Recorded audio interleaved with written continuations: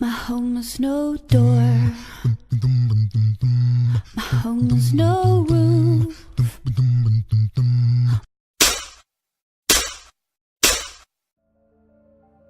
Since its release, Alien has been praised as one of the best science fiction films ever made, even as one of the best films ever made.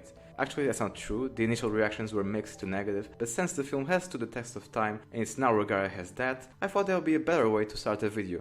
With a lie, I'm sorry. You are fake news. Sir! Alien is not only a film I would put on a list of best films ever made, regardless of the genre, it's also one of my favorite films. Not just due to the fact that it's a technical marvel, special by today's standards, but also because it's rich in originality and mystery, surrounding the mythology behind the cryptic xenomorph, and it's a masterpiece of suspense. And that's why I wanted to rewatch Alien and do an essay about what I believe are two of the most fascinating elements of the film, the suspense and the mythology. And since Alien Covenant is coming out next month, it all works out.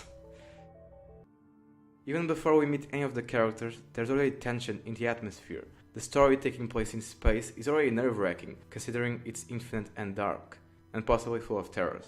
But later, when we see the inside of the ship Nostromo, the way the camera moves, examining all the empty, vast rooms, it almost seems like it's roaming from something or towards something. Maybe it was just some nice foreshadowing for future sequences, or maybe it was like that to make us curious about everything we're going to see.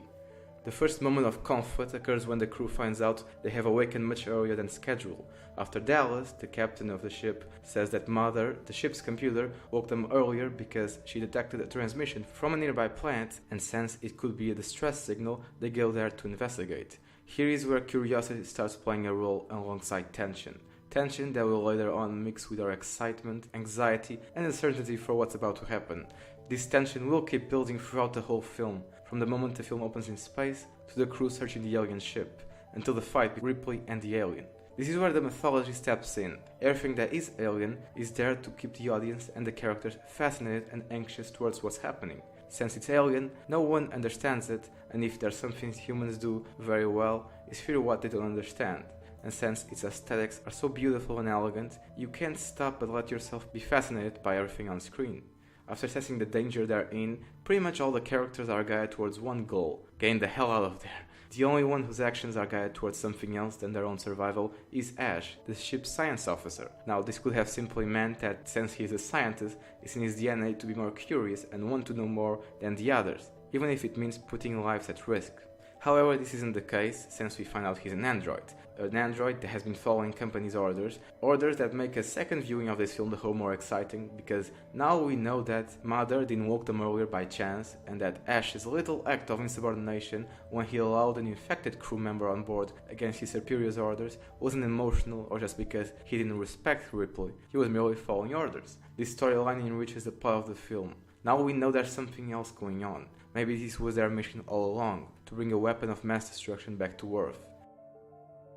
But that storyline is more designed to be explored in the context of the entire franchise. And since in this essay I just want to focus on Alien, let's just focus on Alien. Literally. We already established there are two main sources of tension, one of them being the company's involvement with everything that happened, and the other one being the alien itself.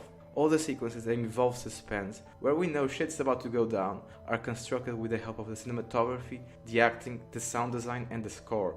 Everything from the camera work, where it's either following a specific person or positioned in a way that allows us to have a wider range of sight, or even feel a certain emotion, like when Ripley realizes she's alone in a ship with a monster, to the lighting. The acting comes into play because even if you don't agree that any of the characters are likable, you can't deny they are all relatable. The perfect casting of actors that aren't your typical choice for a franchise star, but they were at the right age to be perceived as working people, and all their interactions aren't just believable, they allow us to get sucked into this world, to the point where you might even like some of them. You say right, Brett, you know that. Right. Parker, what do you think? Your staff just follows you around and says right. It's like a regular parrot. Yeah, shape up. What are you, some kind of parrot? Right. Oh, come on, knock it off. Jane's gonna have to go into quarantine, that's it. Yes, and so will we. Well, how about a little something to lower your spirits? Show me, will you, please? Well, according to my calculations, based on the time spent getting to and from the planet. Just give me the short version. How far to Earth? 10 months. Oh, God. Right. The sound design helps because in almost every scene involving the xenomorph, there is always some beeping noise coming from the instruments the characters use.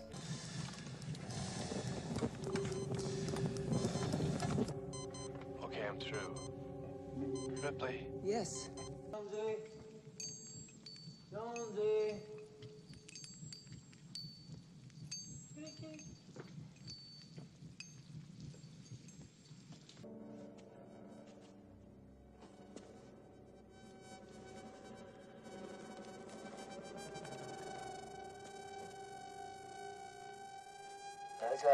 Or even from a literal alarm signal.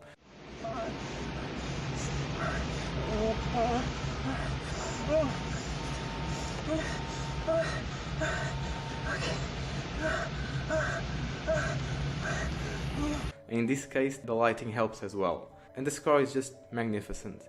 There really isn't much I could say about the score, because it's not something tangible. Case in point, in this scene where they are close to the alien ship, and this music, I retitled Curiosity, starts playing. I named it that because the score enhances my own curiosity for what's going to happen. It helps with the mood. Now, to prove everything I said so far, let's take a look at the practical example where suspense is brilliantly used. The birth scene could be better classified as a surprise, since the facehugger is dead and we all think the danger is over. But you could argue that there's still some tension in the air and something like this was prone to happen. Still, let's pick another sequence, like my favorite. Right after the birth, when they know there's a small creature inside the ship with them, Ripley, Parker and Bird get together and go after the alien with a machine that detects movement.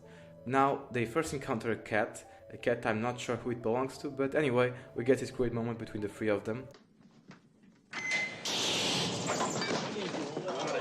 Wait, don't let him go! What the hell are you doing, man? It's a cat.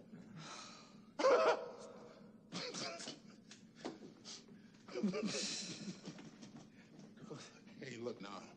But the sequence I'm looking to analyze is the one after, the one where Bert goes looking for the cat alone. Here, kitty.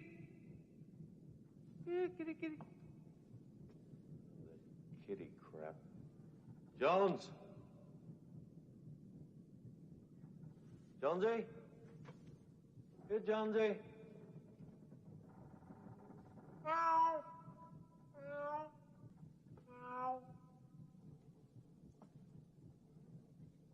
The slow camera work, combined with a wide frame, echoes and several mechanical noises from the ship, just make the entire sequence unsettling. We sense something bad is bound to happen, we just don't know when or how. The fact that the cat is actually there just turns what was already a good scene into a great one. Now we aren't sure about what's gonna happen. It could be nothing and Bert manages to get the cat and return to the others, or it could be everything and he dies.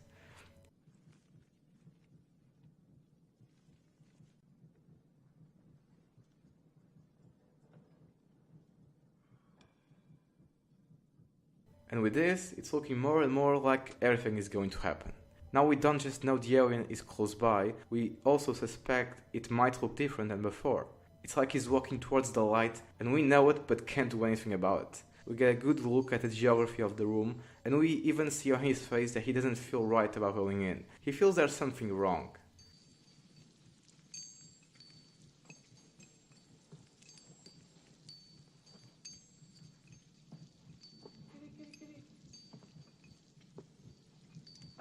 Jonesy. Jonesy. Told you the sound design would make you nervous. We get a moment to breathe, but things still don't look good for Brett.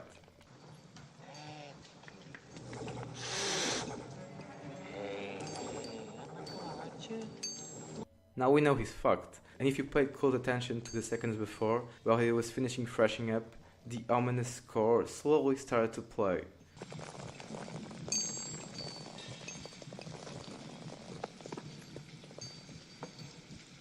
Jonesy.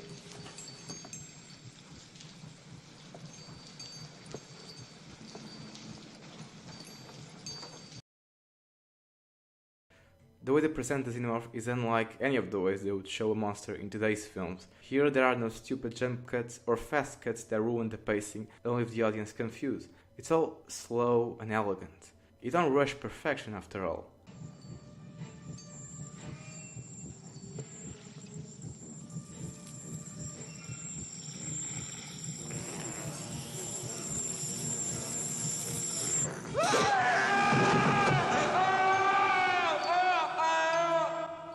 just like that, it's over.